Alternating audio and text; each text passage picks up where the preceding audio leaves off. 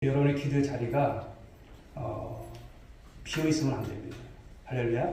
그래서 기도의 자리를 놓치지 마십시오. 어느 곳에 있어서도 내 기도의 자리를 책임집니다. 인생의 위기를 만날 때마다 모세는 기도했던 사람이에요. 무릎으로 기도했던 사람이에요. 백성들이 자신을 원망하고 돌을 던져서 죽이려고 할 때도 도망가지 않고 하나님 앞에 무릎 꿇고 기도했던 사람이 모세입니다. 아말렉과 싸울 때도 여러분 산 위에 올라가서 두 손을 높게 들고 하나님 앞에 부르짖어 기도했던 사람이 모세죠. 또 이스라엘 백성들이 금송아지를 만들어서 우상 숭배함으로 하나님은 그들을 멸하시겠다고 하셨어요. 그럴 때도 하나님 앞에 기도했던 사람, 즉 중보 기도를 했던 사람이 모세입니다. 하나님은 이런 모세의 기도를 들으시고 뜻을 돌이키시고 말씀하신 내가 진멸하리라 다 이렇게 말씀하셨지만 그것을 거두셨어요. 내리지 않으셨어요. 그런 가운데 모세는 이제 시내산에 올라가서 다시 오늘 말씀을 보니까 기도의 무릎을 꿇는 거예요. 이때 그는 자신의 슬픈 감정을 숨기지 않고 그냥 드러내놓고 기도하고 있습니다. 자, 31절 말씀 한번 보실까요? 읽어보겠습니다. 시작. 모세가 여호와께로 다시 나아 여짜오되 슬프도소이다. 이 백성이 자기들을 위하여 금신을 만들었사오니 큰 죄를 범하였나이다. 모세가 왜 이렇게 여러분 슬퍼했을까요? 그것은 백성들이 자신들을 위해서 금신을 만들어서 하나님께 큰 죄를 지었다는 거죠. 모세의 슬픔은 다른 것이 아닙니다. 이스라엘 백성들이 지은 죄 때문에 슬픈 거예요. 죄 때문에. 여러분 우리에게도 이러한 슬픔이 있어야 합니다. 다른 사람들이 죄를 지었든 말든 내 알 바 아니야? 이것이 아닌 거예요. 우리가 함께 성도로서 이렇게 함께 섬겨 나가면서도 성도들의 아픔을 보면서 어려움을 보면서 죄를 보면서 안타까워하셔야 돼요. 아유 참 신앙생활 어떻게 하면 저렇게까지 그렇게 할 수밖에 없을까? 이것이 아니에요. 같은 마음을 품고 여러분들이 혹여나 여러분 구역원들이 혹시 그런 분들이 있으면 아픈 마음을 갖고 모세와 같은 기도를 드리시라는 거예요.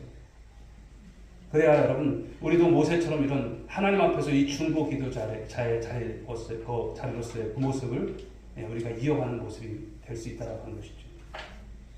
오늘 이스라엘 백성들이 지은 죄로 인해서 슬퍼했던 모세는요 어떤 기도를 합니까? 자신의 목숨을 걸고 기도해요. 그냥 대충 기도하는 것이 아니라 목숨을 걸고 기도한다. 자, 32절의 말씀이 그거죠. 다시 한번 보실까요? 다시 한번 읽어보겠습니다. 시작. 그러나 이제 그들의 죄를 사하시옵소서. 그렇지 아니하시오면 원하건대 주께서 기록하신 책에서 내 이름을 지워버려 주옵소서. 내 이름 지워버려 달라는 거예요. 주께서 기록하신 책, 즉 생명록입니다. 생명책에서 내 이름 지워주세요. 백성들의 죄사함을 위해서 기도하면서 만일 하나님이 그들의 죄를 사해주지 않으시라면 내 이름 지워버려 주십시오. 저도 동일한 책임 있는 사람입니다. 내가 그 이름이 올라간 게 무슨 소용이 있겠습니까? 이런 거예요. 성경을 보시게 되면요, 이 생명책에 관한 말씀들이 참 여러 군데서 나오죠. 계시록 20장 15절 말씀을 보실까요? 읽어봅니다. 시작. 누구든지 생명책에 기록되지 못한 자는 불못에 던져졌어라. 아무리 선하고 의롭게 살았어도 이 생명책에 이름이 기록되어 있지 않으면 어디 가요? 지옥 가는 거예요. 유황불이 타는 지옥불. 영원한 여러분 사망 가운데 처해질 수밖에 없는 것이죠. 그렇다면 누가 여러분 천국에 들어갑니까? 계시록 21장 27절 하반절을 보시게 되면 이런 말씀이 있어요. 읽어볼까요? 오직 어린 양의 생명책에 기록된 자들만 들어가리라. 생명책에 기록된 이름이 있어야 되는 거예요. 그런데 저와 여러분들의 이름은 있을까요? 없을까요? 있는 줄 믿으시기 바랍니다. 그 생명책에 우리의 이름 석자가 기록되어 있는 거예요. 예수님이 이제 70인 전도단이 돌아와서 있을 때, 누가복음 10장 17절에서, 그들이 이제 보고를 할 때 이런 보고를 하죠. 주의 이름이면 귀신들도 우리에게 항복하더이다. 이렇게 말을 해요. 그런데 예수님이 그들에게 말씀하신 게 20절이에요. 같이 한번 읽어보겠습니다. 시작. 그러나 귀신들이 너희에게 항복하는 것을 기뻐하지 말고 너희 이름이 하늘에 기록된 것으로 기뻐하라. 너희 이름이 하늘에 기록된 것으로 기뻐하라. 진정한 기쁨의 여러분 그 가장 기초가 무엇인가를 말씀하고 있어요. 그런데 모세는 오늘 이 백성들의 죄를 사하려고 하면서 그렇지 아니하시오면 원하건대 주여 기록하신 책에서 제 이름 지워주세요 이러는 거예요. 무슨 말일까요? 자신의 죽음으로 백성들의 죄가 사함 받을 수만 있다면 대신에 자신의 이름 그 생명책에서 지워버려도 좋겠다 이것이죠. 모세는 이 백성들의 죄사함과 이 구원을 위해서 자신의 목숨을 걸고 기도하는 이 모습을 보여주고 있습니다. 그렇다면 사랑하는 여러분, 왜 모세가 목숨을 걸고 이런 기도를 하고 있을까요? 하나밖에 없는 목숨인데 하나님께 그냥 어떤 뭐 세상 말하면 쇼를 치고 하려고 하는 그런 모습일까요? 아니에요. 한번 하나님 앞에서 이렇게 한번 좀 과장되게 해가지고 하나님 마음을 좀 흔들어 그런 거 아니에요. 진짜예요, 이거 진짜. 그런데 이것은 어떤 의미가 있냐면 첫째는 자신의 목숨보다 이스라엘 백성들을 더 사랑했다는 것을 보여주는 거예요. 모세는 정말 자기 백성들, 이스라엘 백성들을 사랑했습니다. 그런데 이스라엘 백성들을 생각해보면 어떨까요? 정말 목숨을 걸고 사랑할 만한 백성입니까? 모세는 자기 백성을 이렇게 이야기를 하죠. 신명기 9장 24절 말씀 한번 보실까요? 같이 읽어봅니다. 시작. 내가 너희를 알던 날부터 너희가 항상 여호와를 거역하여 왔나이다. 알던 날부터 보면 어떻습니까? 그들은 늘 거역이에요. 늘 반항하고 원망하고 그런 모습이었던 불순종했던 이스라엘 백성들이죠. 이스라엘 백성들처럼 여러분 하나님께로부터 은혜 받은 사람들이 어디 있습니까? 어느 민족보다도 어느 민족 못지않게 그렇죠. 하나님께서 가장 사랑하셨고 그리고 특별한 은혜를 주셨던 민족이고 백성들이죠. 하지만 그들은 항상 여호와를 거역하는 데 앞장섰던 사람입니다. 끊임없이 불순종하고 반항하는 삶을 살아왔습니다. 끊임없이 불평하고 원망하고 또 심지어는 하나님께서 세우신 지도자도 우습게 여겨요. 어떻게 하면 돌로 쳐 죽일까 이런 생각. 하여튼 틈만 나면 그런 모습들이 늘 있어왔던 그런 백성들이었습니다. 하지만 그럴지라도 모세는 이스라엘 백성들을 사랑했습니다. 그래서 하나님이 이 백성을 진멸하고 너를 조상으로 하는 새로운 민족을 일으키겠다라고 하는 하나님의 제안이 있었음에도 불구하고 백성들의 죄를 사해달라면서 자신의 목숨을 걸고 하나님 앞에 중보 기도를 드린다는 거예요. 자, 이것을 보게 되면 사도 바울 역시도요 이런 동일한 기도를 드렸죠. 자, 로마서 말씀을 한번 보실까요? 9장 3절 말씀 읽어봅니다. 시작. 나의 형제 곧 고려교의 친척을 위하여 내 자신이 저주를 받아 그리스도 예수께서 끊어질지라도 원하는 바로라. 아멘. 저주를 받아 이렇게 했습니다. 저주를 받는다는 게 뭘까요? 이 태아의 이 탯줄이 산모와 끊어지는 것처럼 자신이 누구하고 끊어지는 거예요? 그리스도와의 관계 속에서 분리가 되는 것을 말하는 거예요. 자, 이것은 곧 영원한 사망에 이르게 되는 것이죠. 하지만 바울은요, 자신이 저주를 받아서 영원한 사망에 이를지라도 형제 곧 이 고륙의 친척인 이스라엘이 그리스도를 영접해서 그들도 예수님을 영접해서 구원받기를 소원하는 거예요. 그들도. 사랑하는 여러분, 지도자는 이렇게 자기 백성을 사랑할 줄 믿습니다. 그렇죠. 제가 여러분들을 좀 더 사랑할게요. 할렐루야. 좀 더 사랑하고 우리 장로님들이 그리고 여러분들 좀 더 사랑하실 줄 믿고요. 우리 구역에서 또 인도자 장로님과 우리 구역장님들이 여러분들을 작년보다 더 사랑할 줄 믿습니다. 그럼 좀 반응 좀 하세요.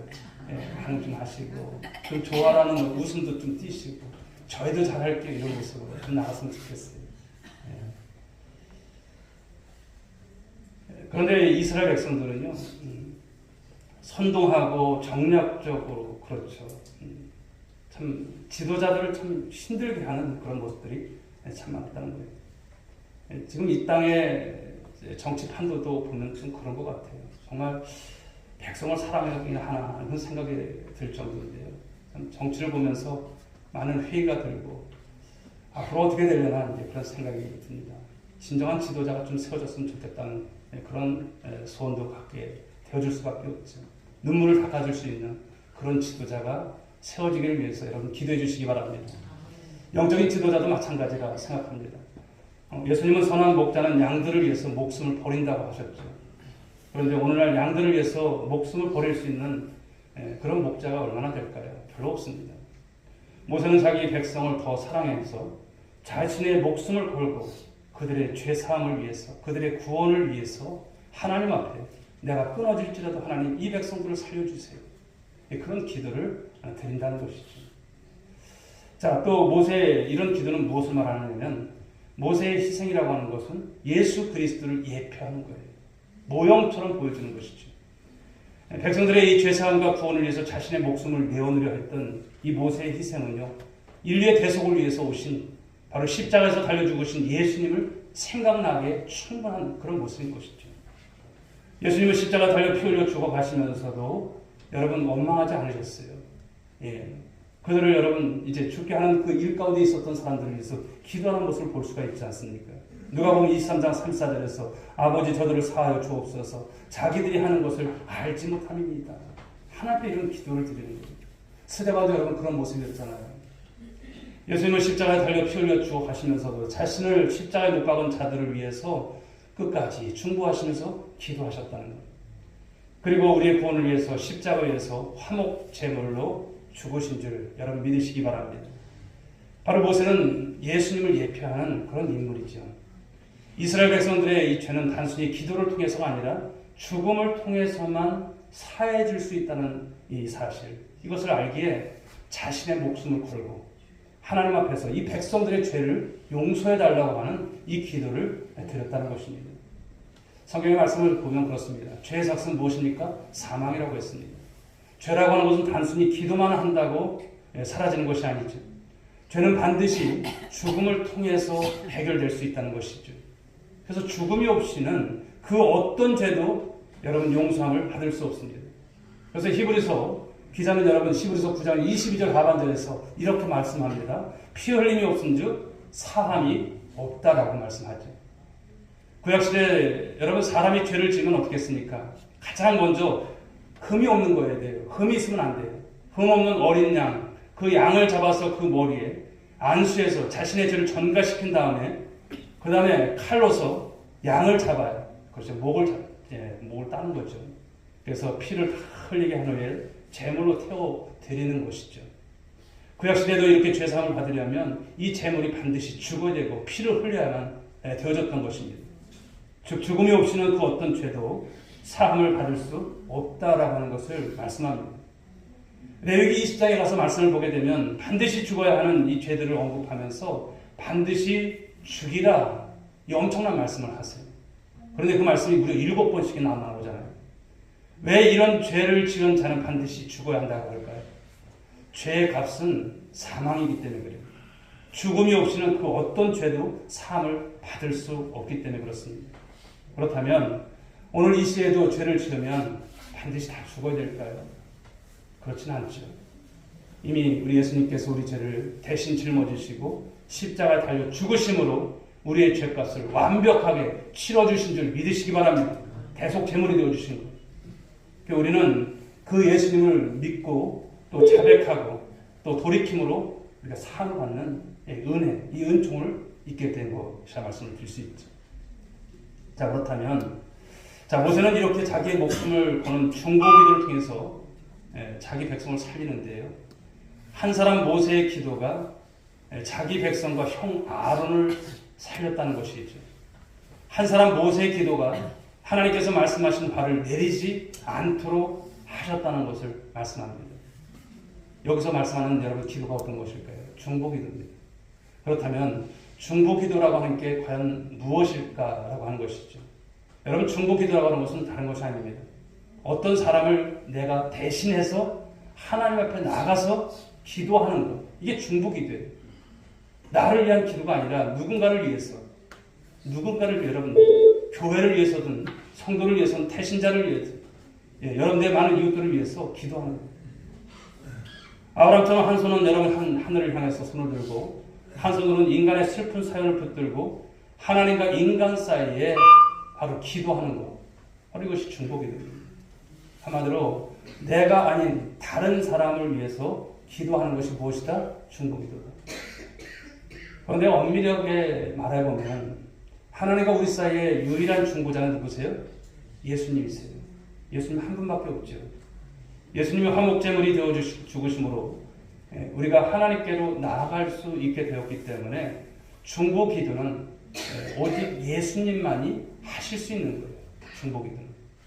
바울도 디모데전서 2장 5절에서 하나님과 우리 인간 사이의 유일한 중보자는 예수 그리스도 한 분뿐이라 이렇게 말씀을 하고 있어요. 한번 보실까요? 디모데전서 2장 5절 읽어봅니다. 시작. 하나님은 한 분이시요 또 하나님과 사람 사이의 중보자도 한 분이시니 곧 사람이신 그리스도 예수라. 아멘. 이렇게 십자가를 통해서 중보 사역을 이루신 예수님은요, 지금도 하나님 보좌 우편에서 저와 여러분을 위해서 바로 중보 기도를 지금도 하고 계신 줄 믿으시기 바랍니다. 말씀을 보실까요? 로마서 8장 34절 하반절 읽어봅니다. 시작. 그는 하나님 우편에 계신 자요 우리를 위하여 간구하시는 자십니다. 우리를 위해서 지금도 간구하세요. 보좌 우편에 계신 우리 주님께서. 하나님의 엄밀한 의미에서 이 중보 기도는 오직 예수님만이 하실 수 있는 것을 우리가 볼 수 있습니다. 그렇다면 우리가 나라를 위해서 기도를 하고 남을 위해서 기도하는 것은 그럼 뭘까요? 예수님만이 중보 기도를 하는 건데 우리도 중보 기도라고 하는 것을 말을 붙일 수 있을까? 이렇게 생각해 볼 수 있는데 굳이 말한다면 우리가 하는 것은 도구입니다. 도구.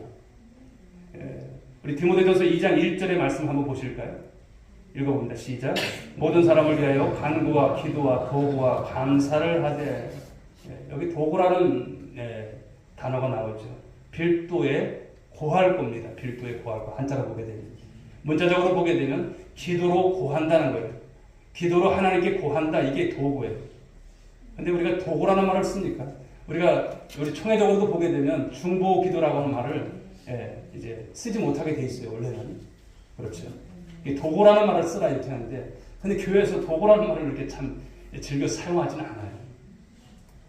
그래서 많은 학자들이 중보 기도라고 이 말을 사용하지 말고 도구라든지 뭐 중보적 기도라든지 이런 말을 좀 사용해보자 이렇게 이야기를 합니다. 자칫 유일한 중보자이신 예수 그리스도의 영광을 훼손할 수 있기 때문인 것이죠. 그러나 저는 성도들에게 하나님과 우리 사이의 유일한 중보자가 누구세요? 예수 그리스도시죠. 이것을 가르치고 또 그들이 우리의 중보자이신 예수 그리스도의 이름으로 기도하도록 한다면 중보 기도라고 하는 말을 우리가 사용해도 크게 이렇게 그것이 어렵지는 않다 이렇게 생각을 합니다. 또 하나의 이유는 뭘까요? 또 하나의 이유는 이 중보 기도라고 하는 이 용어는 이미 한국 교회 안에서 토착화되어 있어요. 지금.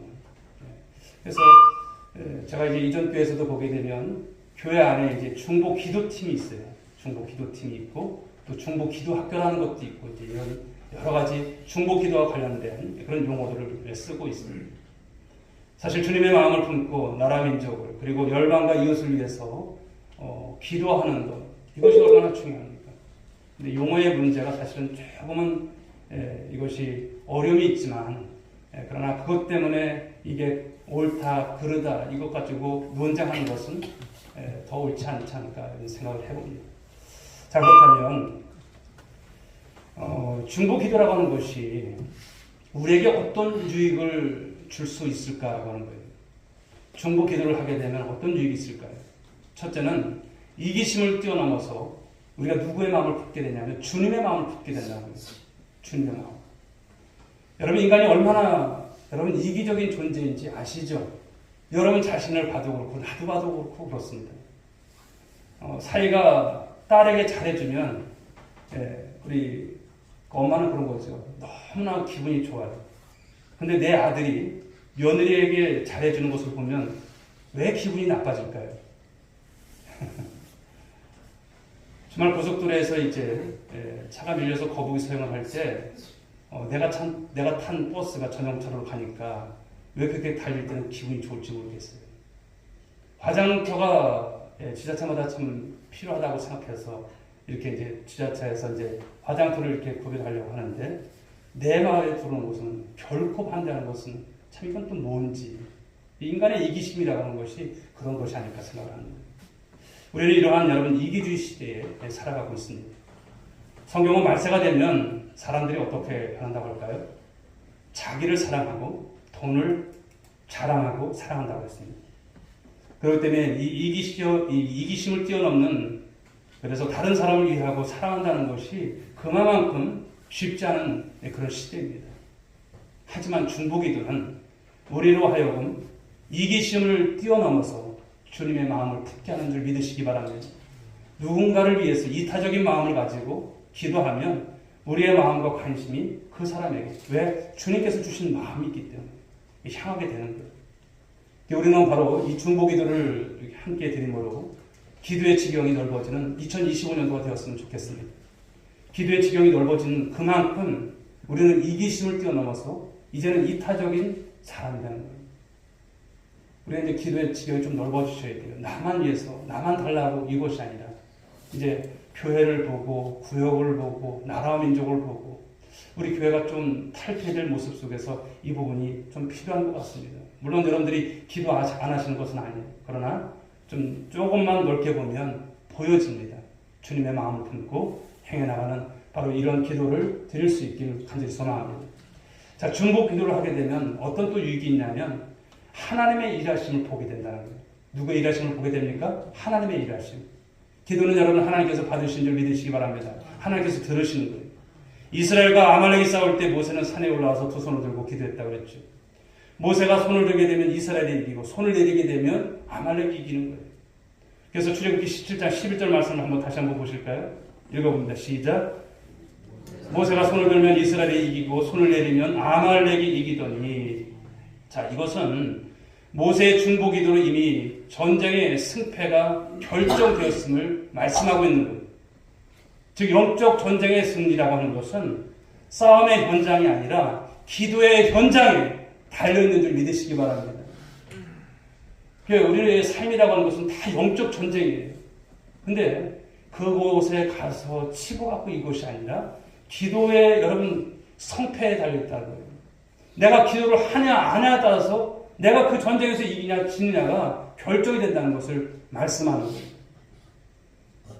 오늘 하나님은 이 모세의 중보기도를 들으시는 후에 이스라엘 백성들의 이 죄를 사하시죠. 그리고 백성들을 진멸하시겠다라고 하는 이 화를 거두신다는 거예요. 누가 기도했습니까? 모세가 기도한 거예요. 소돔과 고모라가 멸망받을 때 이 아브라함의 중보기도를 통해서 롯의 가족들이 구원을 받는 거 우연일까요? 아닌 거예요. 예루살렘 교회 성도들이 이 중보기도로 감옥에 있었던 베드로 옥문이 열리게 되고 여러분 구원을 받는 여러분 이 일이 우연이 되었을까요? 아닌 것입니다. 이렇게 중보기도는 하나님의 용서와 구원을 경험하게 하신다는 거예요. 하나님의 일하심을 보게 하신다는 거예요. 금년에도 여러분 이런 기도를 드려보십시오. 하나님 앞에 기도를 드려보십시오. 여러분들의 기도를 통해서 누군가가 변화되고 누군가가 정말 기적을 보고 누군가에게 있어서 정말 알 수 없는 하나님의 귀한 축복의 역사들이 나타남을 보게 될 것입니다. 그렇습니다. 이처럼 중보기도는 이기심을 뛰어넘어서 주님의 마음을 품게 하고요. 또 이 중보기도는 다른 사람으로 하여금 승리의 삶을 살게 하는 것. 하나님의 용서와 하나님의 구원과 하나님의 보호를 경험하게 한다는 것. 하나님의 일하심이 무엇인지를 보게 하실 것입니다. 금년에도 여러분 이런 중보기도를 통해서 여러분 안에 또 여러분 이런 놀라운 이런 은혜의 경험이 있기를 주님의 이름으로 축복합니다. 자, 그렇다면 하나님은 오늘도 이런 모세처럼 중보하며 기도하는 자를 찾으신다는 거예요. 모세는 모세니까가 아니에요. 그러니까 성경을 보시면서 항상 그러셔야 돼요. 바울은 바울이니까가 아니에요. 모세는 모세니까가 아니에요. 우리도 여러분 성경이 똑같은 사람들이에요. 이 시대에도 하나님은 모세와 같은 사람들을 찾으신다는 거예요. 에스겔서 22장 30절 말씀 한번 보실까요? 읽어보겠습니다. 시작.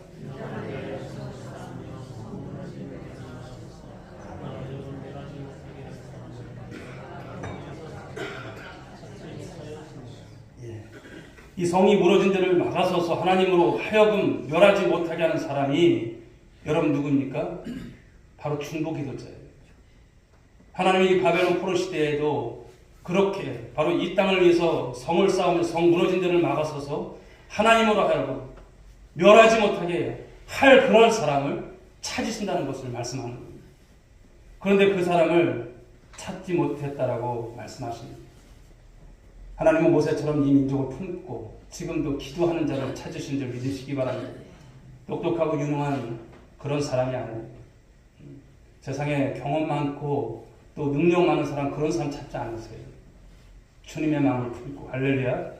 이 나라 이 민족에 대한 정말 통회하며 아픈 마음을 가지고 그 심정을 가지고 뜨겁게 부르짖어 바로 기도하는 자를 찾으십니다. 뭐 요즘 보면 뭐 유튜브라든지 또 TV만 틀어보면 종편 방송에 틀어도 그런 어떤 그런 시사에 대한 이런 대담 같은 것을 쭉 보게 되면 답답해. 어떻게 되는지. 참 이런 속에서 그러나 하나님은 이런 것에 가지고 그냥 우리가 막 열이 오르고 그런 것이 아니라 그런 어떤 상황을 보면서 하나님 앞에 기도하는 자를 찾으신다는 거예요. 사랑하는 여러분, 그러므로 이 나라의 민족을 위해서 우리는 지금 기도해야 합니다. 그냥 여야 정치권만 우리가 그냥 뭐 잘못되니 누가 오르니 이것도 아니에요. 지금 여러분 아픈 마음을 가지고 기도하셔야 되는 겁니다.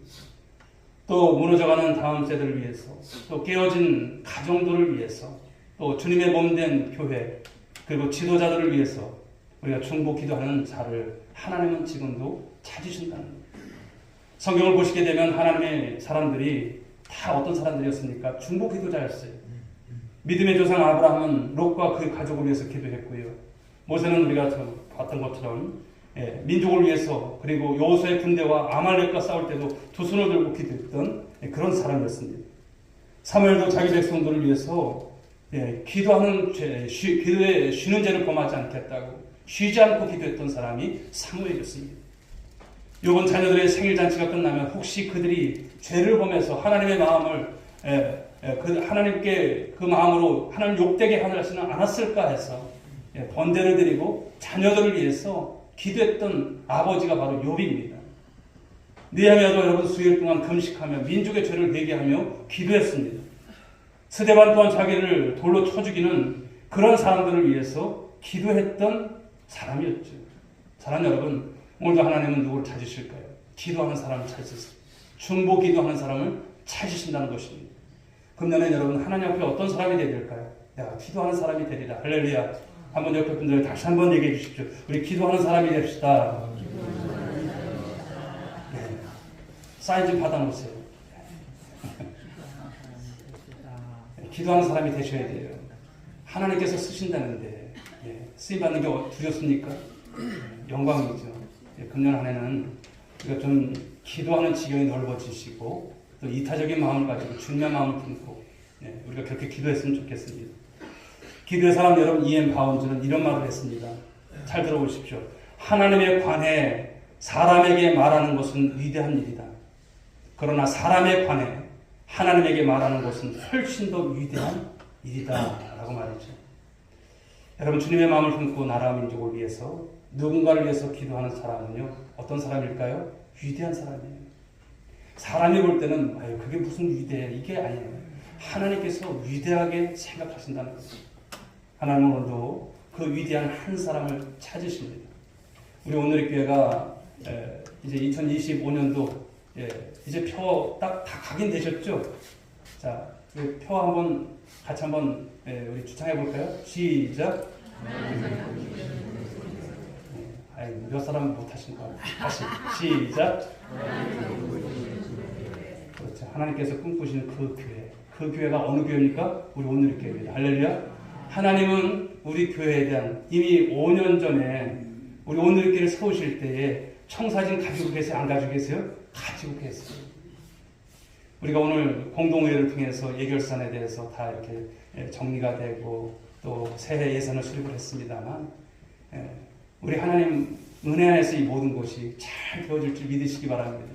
하나님은 여러분 우리에게 한꺼번에 은혜를 주시기도 하지만 또 열심히 하는 모습 속에서 이것 때문에 서로 우리가 기도하면서 애쓰면서 나가는 모습을 바라시는 거예요. 반드시 이 모든 것 잘 되어질 줄 믿습니다. 그래서 이 네 번째 보면은요, 교회 부흥과 성전 건축이 저 기도쟁을 보면서 여러분들이 가슴이 좀 뜨거워지셨으면 좋겠어요. 우리 교회가 금년엔 부흥이 된대. 성전 건축에 뭔가 어떤 그림이 그려질 것 같아. 그런 마음을 가지시고 행해 나갔으면 좋겠습니다. 그렇습니다. 누가 그 일을 하겠습니까? 중보기도하는 분들을 통해서 하나님 하십니다. 그렇습니다. 그 한 사람 한 사람이 여러분 한 분 한 분이 될 수 있기를 주님의 이름으로 축복합니다. 축복합니다.